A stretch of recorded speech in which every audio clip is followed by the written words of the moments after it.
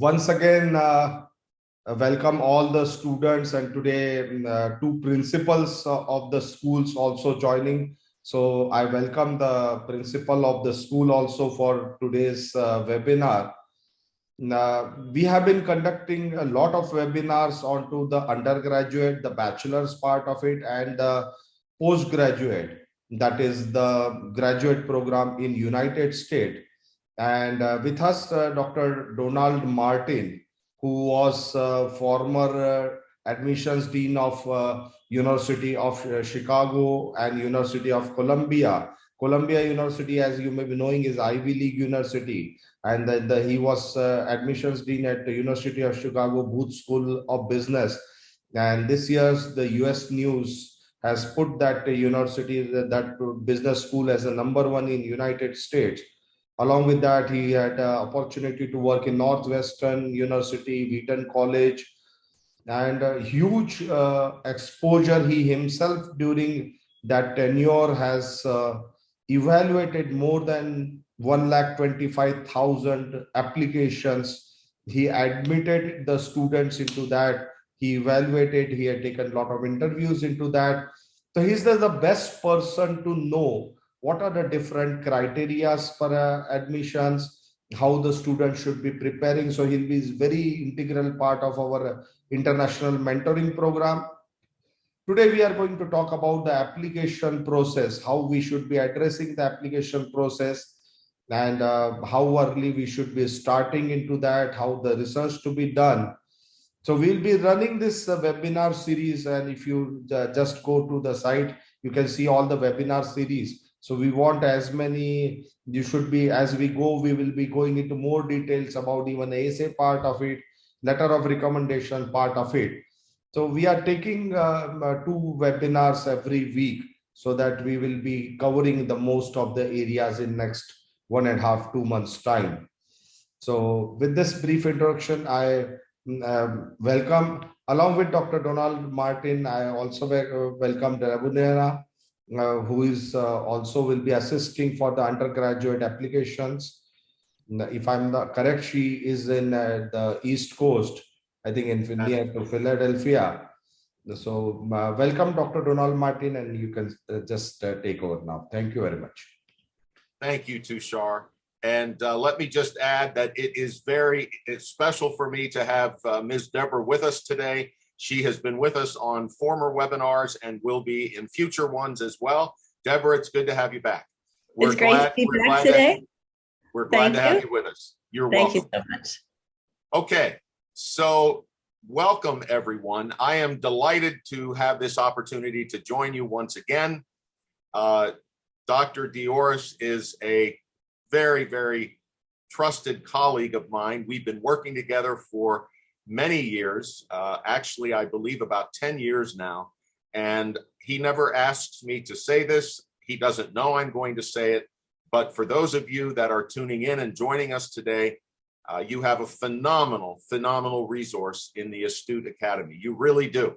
I say this based on 40-some years in this industry of enrollment and student services. So those of you who are in touch with Dr. 𝐂𝐤𝐝 and his team at 𝐂𝐡𝐞, you are very, very fortunate. And I want to thank those of you who've decided to join us today or to return. Perhaps some of you have heard some of our former webinars and you're back today, or maybe you're joining us for the first time. Whichever, I'm delighted to have you here. And let me share a little bit about what we're going to talk about today. First of all, I want to discuss a very, very important component of the whole process of applying for college or graduate school for that matter, and that is, what is the biggest mistake that prospective students make? Dr. 𝐂𝐤𝐝 and I are very much in agreement on this, and it's one of the reasons I share this information in almost every webinar that I present. Secondly, something that is so important, whether you're at whatever point you are in your high school journey and your process of getting ready to apply for college, whether you're in the 9th, 10th, 11th standard, whether you're in your final 12th standard this year, getting ready to apply, you do need to plan ahead. It is so important to do that And I'm going to mention a few reasons why planning ahead is so important. And then we're going to spend probably the majority of our time today talking about a suggested 12-month application checklist. Now, this is very important. Now, again, if you're in your 12th standard and you're getting ready to apply, obviously, you don't have 12 months to do all of this. The good news is you don't have to actually have 12 months. You can condense it. And for those of you that are getting ready to apply for college next year, you've already been doing some of these things anyway. So you're just fine. I don't want you to worry that somehow you're behind the 8 ball or behind things if you're getting ready to apply. I'm sure that's not true. But we're going to talk about some things to be sure you are doing before you apply. Then in closing, just a few tips. Then I'll mention a little bit about Ms. Deborah and I and our work with Astute. Then we're going to come to a very important part of the webinar, and that is Q&A, questions. What questions can we answer for you? This is my favorite part of any webinar that I do, and I mean that.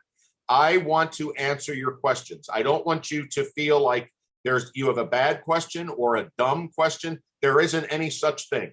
If you have a question, I want you to ask. And in the platform here that we are on today, there is a Q&A box where you can place your questions. So as we go along, if something pops into your mind, you have a question about something I say, or maybe something I don't talk about that you would still like to ask about, please put those questions in the Q&A. Okay? Okay, Deborah, we're going to ask you to go ahead and turn your camera off, and I'll see you a little bit later. And let's dig in here to the first part of our presentation. And let me just ask you, if I were talking with you in person right now, and I were to say, you know, what do you think is the biggest mistake prospective college students can make? Now, there are many. There are many mistakes that people make, none of them intentional, by the way. But nonetheless, they can make some mistakes. But this one, there's one that, in my opinion, stands out above all of them. So I'm going to give you about 10 seconds. What do you think? What would you say, if you haven't heard this webinar before, is the biggest mistake you can make? What do you think it might be? I'm going to tell you what my answer to this question is, okay? The biggest mistake you can make is not doing adequate research before you apply. This is one of the things that I've so enjoyed working with Dr. Dioris and the Astute team. They are very committed to helping their students do adequate research. And this is something that Ms. Deborah and I help with. We can provide information on various options for your undergraduate education. We've done this with many students, and I think Dr. Dioris may tell you at the end of the presentation that this has proven very successful. But it started with doing some very, very good research before you apply. Taking time to really look at several options, not just 2 or 3. I think if you start out looking at just a very small number of colleges or universities, you make a mistake and you hurt yourself in terms of all of the phenomenal programs that are out there for you. So that's the biggest mistake you can make. Remember, your perception about some of the program options that you are going to consider as possible institutions to which you will apply, those perceptions are where you end up after you've done your homework, after you've done some good, solid research on those programs, not before you start. Many students will come to me and they already have an idea of where they're going to apply, but they don't even know that much about that institution, except maybe that it is ranked highly. Now, I'm not saying rankings are useless or not important. I'm also saying, however, that if that's the only criteria you're using to decide where you're going to apply, I think you're hurting yourself. So you need to make sure you take time to do some adequate, what's the word? Research ahead of time, so you really know something about those options. You'll see in some of our earlier webinars, I talk about this in greater detail. I'm not doing it today, but if you check on the 𝐂𝐡𝐞𝐞 website and you see some of the prior webinars we've done, you'll see that I talked about this more in depth in those webinars. Okay, now, here's what I mentioned earlier. I really want to talk about and urge you to consider. Why is planning ahead of time so important? It's amazing to me. Again, I don't believe if there was a second major mistake I believe applicants make, this would be it. They don't plan ahead. They don't allow enough time to do all that needs to be done to make sure they are submitting the best applications they possibly can. So why is this important? Well, first of all, as we just said, planning ahead allows you to spend some time doing your research. You're not rushed. You're not only 3 weeks away from having to submit your common application. You have some time to do research. That's important.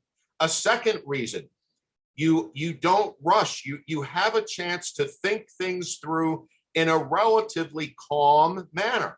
You can do your research. Many students, as you'll see in the prior webinar where I talked about this, create a spreadsheet. And we'll talk about this in a moment, again, how important that can be. And giving you time to fill in all of the information that you're going to put on that spreadsheet gives you a chance to think it through. Again, not be rushed, not be stressed, not be wringing your hands going, oh, I don't have enough time to really look at this. If you plan ahead, that will not be part of what you're experiencing during this very critical time of preparing your applications. A third reason, usually if you plan ahead, you have a chance to focus on some of the standardized tests that are required apart from your application, such as the SAT or the ACT, or maybe in some cases, depending, taking a TOEFL, your test of English as a foreign language, or the IELTS, either one. If you are planning far enough ahead of time, you are able to focus on doing your best on those tests before you have to switch gears and start really focusing in depth on your applications. And lastly, again, there will be far less chance of rushing and making needless mistakes. As Dr. Diores mentioned, during my time in higher education, I evaluated over 125,000 applications. That's a lot of essays, a lot of recommendation letters, lots of transcripts. I love my job. I still do. I love what I do. But it was very time intensive. And one of the things I began to observe as I evaluated these applications, it was pretty easy to tell which applicants spent the time they needed planning ahead, getting things organized, trying to be a bit calm and collected about this, versus those that were rushing and felt so stressed. Those in that latter group invariably made mistakes that were avoidable. So planning ahead is a very important and very practical type of activity in which you want to engage in order to help you get your applications ready. All right, now we're going to come to what I would say is the bulk of the presentation, and that is, so Dr. Don, you say that I should plan ahead. You say that I should do good research. How can I do this? How can I do all of that? Some of you may feel like this is a little bit, a lot. It's daunting. It may be a little scary. Well, we're gonna unpack that so it doesn't feel so scary. And we're going to give you some genuine tips to help you on how do you submit your best applications and how do you do that on time. And by the way, as Dr. Diores mentioned, in subsequent webinars, we're going to get into the specifics of each component of your application, each and every one: transcripts, test scores, recommendation letters, a resume if you're asked to submit one, extracurricular activities, interviews, campus visits. We're going to talk about all of this specifically, but for right now, again, This is more of a suggested timeline, a checklist of what things that you should be doing to stay organized. And as I said, you need to be organized and you need to start early. You need to plan ahead. And so with that in mind, I'd like to introduce you to a suggested 12-month application checklist. Again, you can condense this. Some folks do this in 6 months. So I'm not suggesting that it's too late for anyone, but here, if you do have the time, here is a suggested 12-month checklist for you. First, let's start with 12 to 10 months out. In other words, 12 to 10 months before you apply. Let's just say that your common applications are due around November 1st, okay? So I'm saying at least by the start of the year that you're going to submit them in that, let's say you're going to submit in November of 2023. I would certainly encourage you 12 to 10 months out before that is when, first of all, you want to create your application spreadsheet. What is an application spreadsheet? Let me explain it to you very quickly. On that spreadsheet would be a list of your options. And I hope many of you will consider quite a few of them. When we do a shortlisting project for one of Dr. Diora's students who is referred to us, do you know how many institutions we typically send to that applicant for their review? We send between 40 and 50 options for that student. Now, are they going to apply to all of those? Of course not. But that's where we start. And one of the ways to help you, whether we would do this for you or whether you would do this for yourself, is to create a spreadsheet and list those options on either across the top of the spreadsheet or across the left-hand margin, whichever you choose. On the other side would be the areas about those options that you would like to consider. Once again, some of this is in an earlier webinar if you want to check it out. But for right now, let me just say, there should be at least 5 or 10 areas I would think any prospective student and their parents would want to check out around the options that you are considering. For instance, what is the average class size of this institution? What are their application deadlines? What sort of financial aid, if any, do they offer for international students? If you participated in an admissions event, maybe they had a virtual information session and you participated in that. What did you think? What were your impressions of them as you listened to that virtual event? Did you take a virtual tour of their campus? What do you think of it? You might be spending 4 years or maybe 5 years in some cases on that campus. How do you feel about that? Is that where you might want to be? And here's another one. This is critical. How did the admissions office treat me?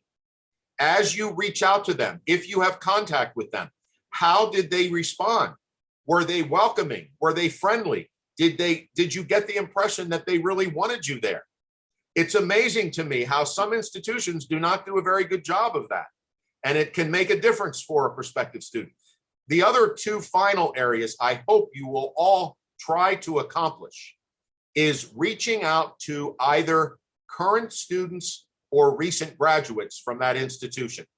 And when you do, you want to ask them 2 questions. If you're listening to this and you have some note paper, again, this will be recorded on the Astute website, so you can go back to refer to it if you want. But for right now, let me tell you the 2 critical questions, at least these 2, that you can ask current students or recent graduates. First, what did you or do you like most and least? Did you hear that? Most and least about this school, about this college, about this university. What do you like most, or did you like most or least about it?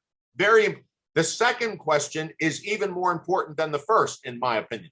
The second question would be, knowing what you now know about this institution, if you had it to do over again, would you still attend?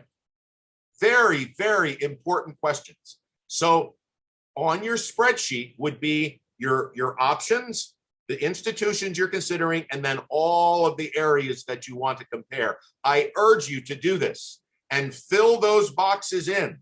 It will greatly help you determine where you obviously will end up applying and where you'll end up attending. It's a very helpful exercise. Okay, here I said, place your options in. Now, you don't have to do this, but I always encourage applicants to place your options in alphabetical order. Why? That way you're not already trying to decide which ones are going to be the ones you're going to apply to yet. You're just going to go through in alphabetical order and you're going to fill in the spreadsheet. It can be very helpful to keep you focused on making sure your perceptions are not being finalized until after you've done all of your research and fill this in. So, and one last question or suggestion related to doing good research. Please be honest with yourself. Whatever it is, whatever impression you have, please be honest with yourself about these options. Don't try to pretend that you think something is better than it is just because you may like that school initially a little bit more. No, this is right now, in my opinion, all of your options are equally, they're all on the same place. They're equal. And you're going to find out which ones move up a little bit based on the research that you do, not before you start.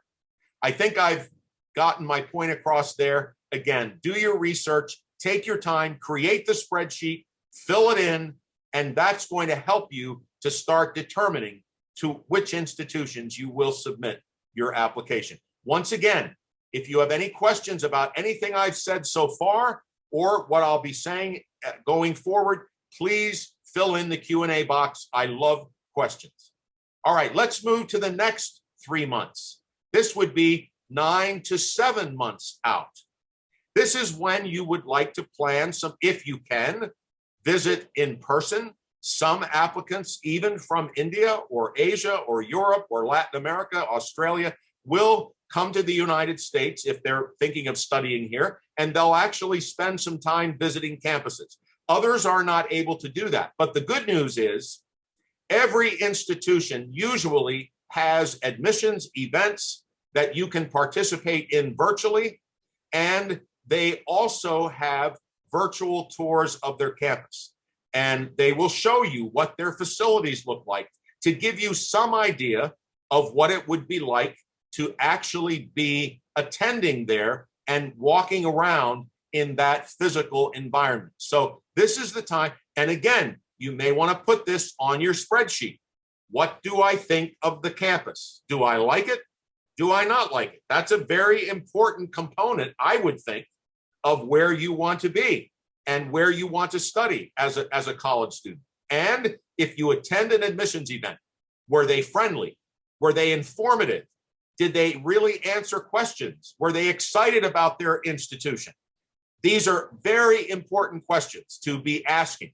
So start planning those visits 9 to 7 months out. And it could very well be that as the result of a visit or an admissions event, you may decide right then and there, you know what, I'm not applying there. That's not the place for me. And that's okay. You don't want to end up, if you're looking at 30 or 40 institutions, you obviously don't want to end up thinking that all of them are for you. If that's the case, you haven't really done your homework.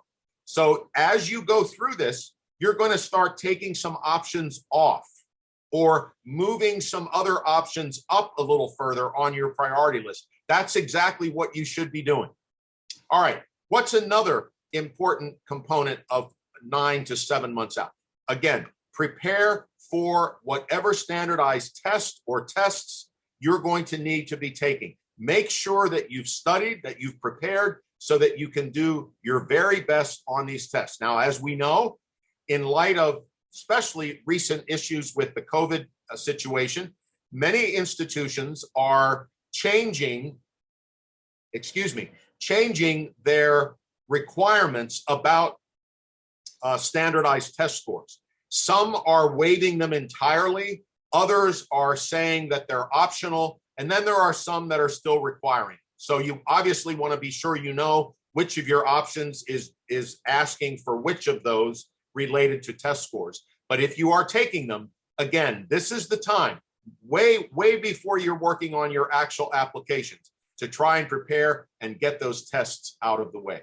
And a third thing, here's the time, as I mentioned, on that spreadsheet, if you have a column for what do current students or recent graduates have to say about this institution, this is the time to do that. Do it early. And I'm not suggesting that you need to talk with numbers and numbers of students. I'm thinking maybe one student or graduate from each program, maybe two. And if you don't have any information on any students or alumni from those institutions, you can always send an email message to the admissions office and ask them if there's anyone you could speak with.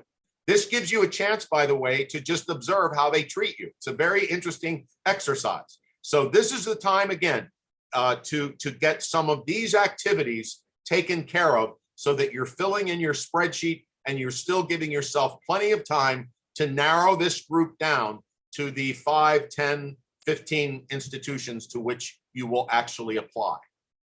Okay, let's move along to 6 to 4 months out. Now, here is where I would strongly recommend, if you have not yet done so, sit in on some admissions webinars. Now, what do I mean by an admissions webinar? I'm talking about something like we're doing right here today with a student. There are organizations that have webinars, and eventually, between what we're doing and what Dr. Dioris is doing, we're going to have a whole resource for you of webinars that you can tune into, and you will have a wealth of information. This is when you should be looking at some of these, especially focusing on what is important in the application process, what you should be thinking about with each area of your application. So take some time. Again, you still have plenty of time. That we're talking 6 to 4 months before your applications are due. You still have time to do this, and I would encourage, and you might want to take some notes on those webinars and really make sure that you take away some information that will be most helpful to you going forward. All right, the second thing, this is very important.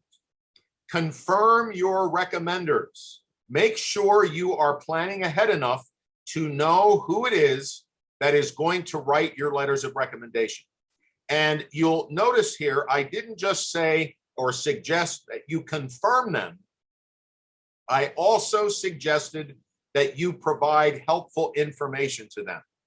You want to give some information to your recommenders to help them as they prepare your recommendation letters, such as your resume, perhaps a sample of your statement of purpose or your essay, something to help them have some information to utilize when they write that letter. Do you know, and we're going to get into this in more detail when we talk about the specifics of recommendation letters in our webinars next month. But for now, just let me say, in all of the years that I evaluated those tens of thousands of applications, recommendation letters were, most of them, very unhelpful. They didn't do anything. They were often very short. They were very vague. They were very general. It was clear that this recommender did not spend any time on their recommendation letters. And recommendation letters can make or break an application. If you've got really good ones, that's going to move you up in terms of your candidacy, in terms of your attractiveness and your appeal to the admissions committee. So this is the time, 6 to 4. You don't wait to do this until 3 weeks before. You get this worked on ahead of time. So make sure you confirm these individuals and that you are providing helpful information to them. And lastly, make sure to finalize your resume so that it's up to date. It's the most recent information about your background, and make sure you have a copy of your high school transcript ready to go, because you're going to be asked to upload that on your common application and maybe in supplemental information requests from specific universities. So make sure now, again, way out, you're getting your resume finalized. What I'm leading to here really is, if you have this information ready this far ahead of time, then when the common application opens for the particular year for which you're going to apply, you have this in, you can upload your resume, you can upload your transcript and your test scores, you can provide your recommender information, you can get all of that done, so that what you really can then focus on, as you're going to see shortly, is on another very important component of your application. So these three things I recommend between 6 and 4 months before you apply. Now let's get down to the final meat of this. And what would you be doing 3 months to 1 month out? Well, of course, you're now going to open your application account or accounts. You're going to open these accounts and you start filling in. So you'll open your application accounts, and obviously there's going to be some information there that you'll have to fill in: your name, your address, your birthday, whatever other kind of demographic information they're requesting. You fill that, and then, going back to my prior slide, then you can fill in the recommenders. You can upload the resume, you upload the transcripts, you get all of this done, and you're still about 3 to 1 months out, which is ideal if you can do this. Then, as I just mentioned, fill in the demographic information, upload your documents, and what do you think I've left out of all of these parts of your application that you now have a chance to focus on? What do you think it is? I bet you guessed it. You now can spend some quality time on your essays. This is very important for undergraduate applicants. If you're using the common application, you get one major essay. Your purpose statement, that's it. You get one essay here. This is very important, and you want to spend some time creating that essay. This is very important to you. This is a chance to let the admissions committee hear your voice, which is why it's very important that while you may have some input on your essay, it is initially important that you do the writing of that essay yourself. The best advice I can give you for essay writing, and I'll have some other advice in future webinars, is the admissions committee needs to hear almost as if you are talking to them. You are the only person who can speak in your voice, and you are a very special and unique person. So you need to do the speaking. If you have someone evaluate your essay for you, this is something I do. I have been asked to do this for some of the students with a student, and I'm happy to do it. And Ms. Deborah and I will both be doing that this year. But when we evaluate your essay, we will not be looking to change it around and make it sound like we are the ones who are applying. That's a mistake. What we will do is make sure that you are telling your story in your voice in the best possible way that you can. And I truly believe that one of the reasons we've had such success with the students we've worked with for Astute is because we've approached the review of essays exactly this way. We want our applicants to write their essays themselves first. Then we can offer some feedback, but never at the expense of taking away the voice of the applicant. There's only one of you. Oscar Wilde, a famous philosopher, said it very well. He said, "Be yourself.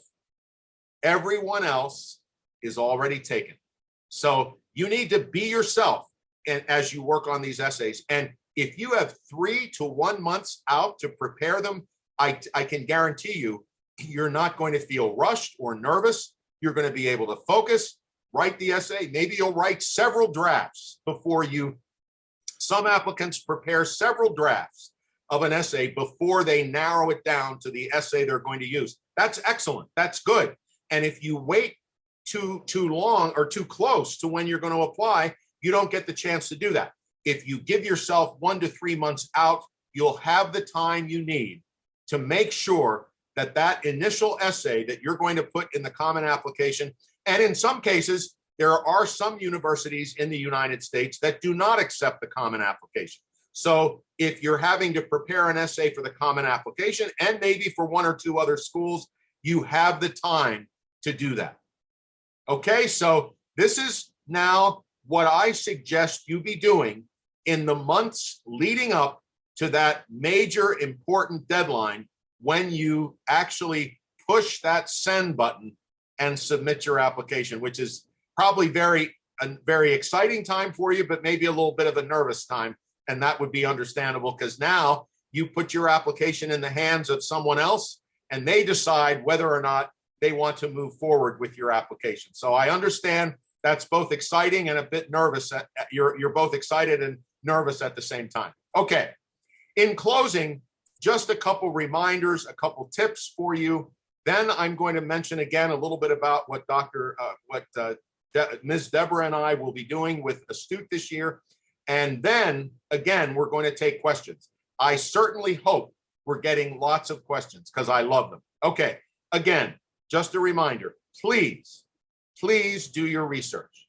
Don't just make an assumption about an institution without doing some very good research on that institution, on all of the options that you are considering. Number 2, again, get your timeline straightened out. Know when you're going to do certain things so that you are not rushing and leaving everything until the end so that you will meet your deadlines when they come.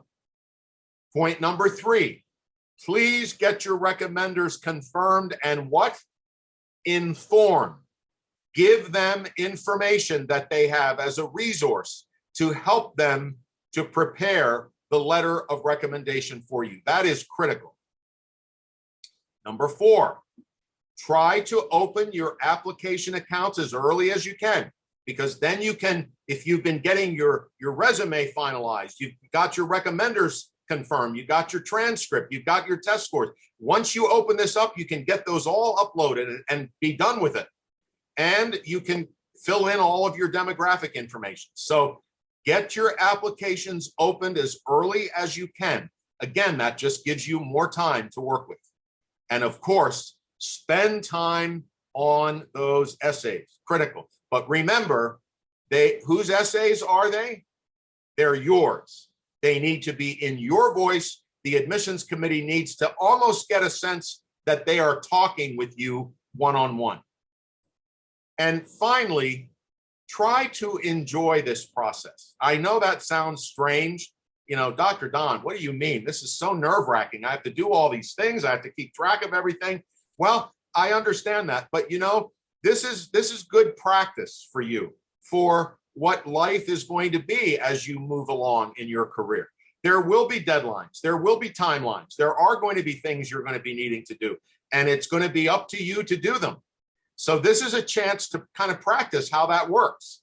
And if you're planning ahead, if you're starting far enough out, then you're going to have some time to enjoy this as you go along and see what you learn. It can be a very exciting and actually very, very exciting process for you. Okay, now let's talk about if you have a chance to work with Ms. Deborah and I in the coming weeks, coming months, which we would be delighted to do.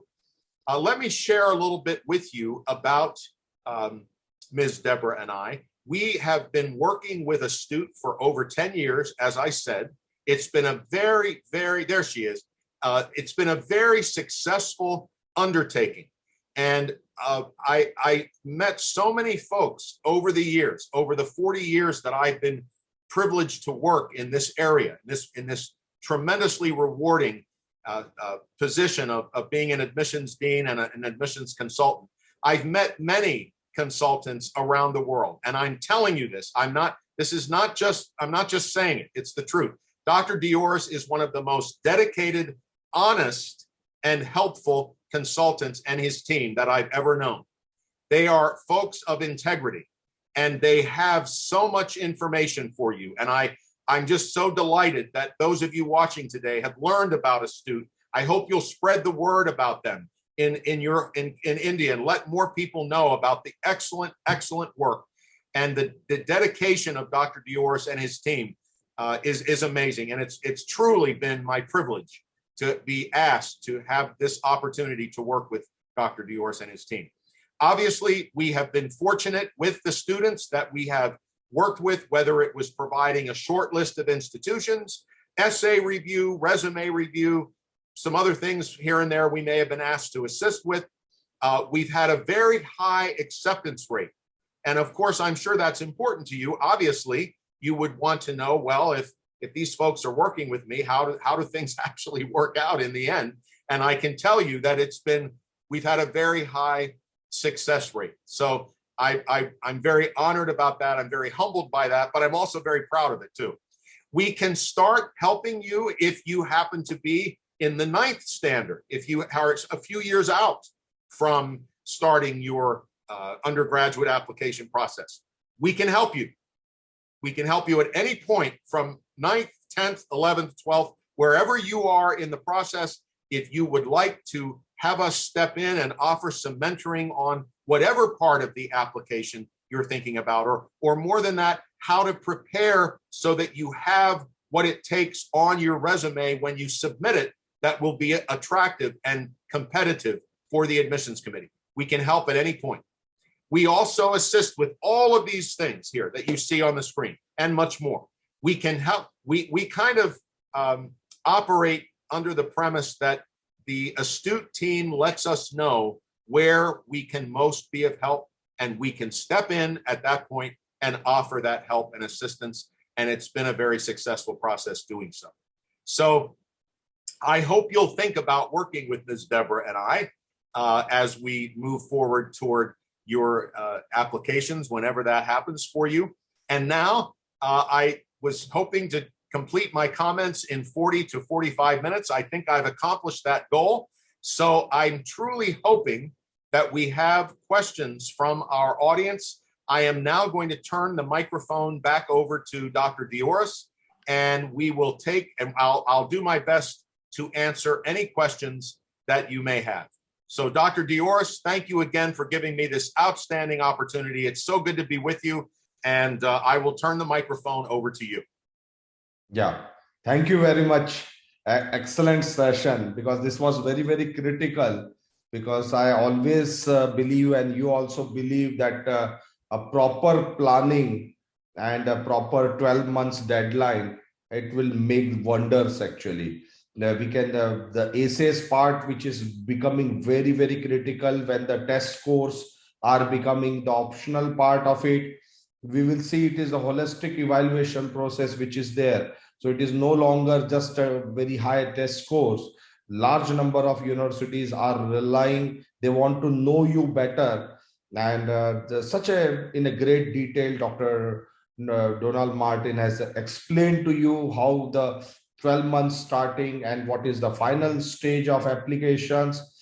As early we apply to the applications, it is always better in terms of if any small queries are there, if there is any incomplete information, of any of the things are there, we can complete well in time so that we don't lose any deadlines and all.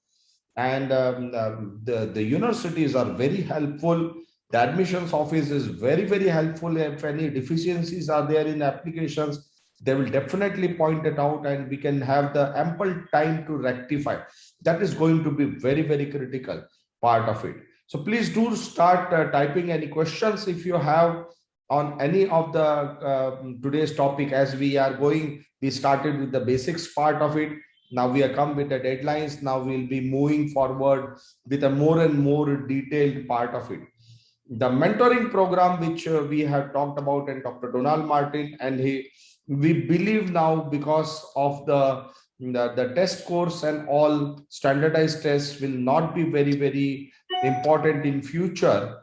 it is your CV building, it is your profile building, what activities, extracurricular activities you need to do. You need to identify your strength and you need to work on that. So there's a lot of things we are going to talk in the subsequent webinars, and Dr. Donald Martin and Debruna will be working together to see that you get a proper guidance from the ninth standard. And as Dr. Donald Martin says, the success ratio, I think we are almost like 100% success ratio in admissions till that all the courses. The shortlisting of university, which Dr. Donald Martin does, is such a perfect application. We definitely further narrow down, as he was talking about the Excel sheet. We are not going to apply to 40 to 50 university, definitely. But that is a part, the university shortlisting is such a great matching your profile that we had a really great, is a large number of admits into that. So really, thank you very much, Dr. Donald Martin, for supporting for all 10 years. And we hope it's long-term will move forward. Absolutely. So, yeah. So any questions, if are there, I'll be happy to answer. As Dr. Donald Martin also is always been very, very happy to answer a question, but I'm not seeing any questions in the questions and answer tab. Well, maybe that's a good thing. Maybe we answered all the questions. Yes, that's great. Yeah, and we the 2 sessions already, most of the students have already repeat students. So there are 2 principles of the schools, if you want to have anything from that, because schools are also playing a major role. Because when the applications are made, you need to write about the school's part of it, and principals has really doing great job by identifying the teachers for writing letter of recommendations, which we'll be taking a specific session on letter of recommendation. The school has a major role to play in all this application process, and that is why these deadlines, what today we have spoken, is very, very critical part of it. We need to start early. Now, it cannot be otherwise. The last moment, neither the school or the professors has time to write your letter of recommendation. You just tell them in 1 day or 2 days time, they write and give it to you.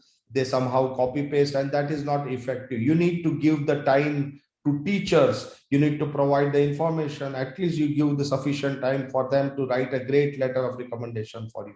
So it is not a firefighting, which is always lands up in problem. There are small, large number of essays, which Dr. Donald Martin again will be helping us a lot into what to write. We will be taking that sessions. So I do not see any questions today. Okay. I don't know. So maybe we will close the session.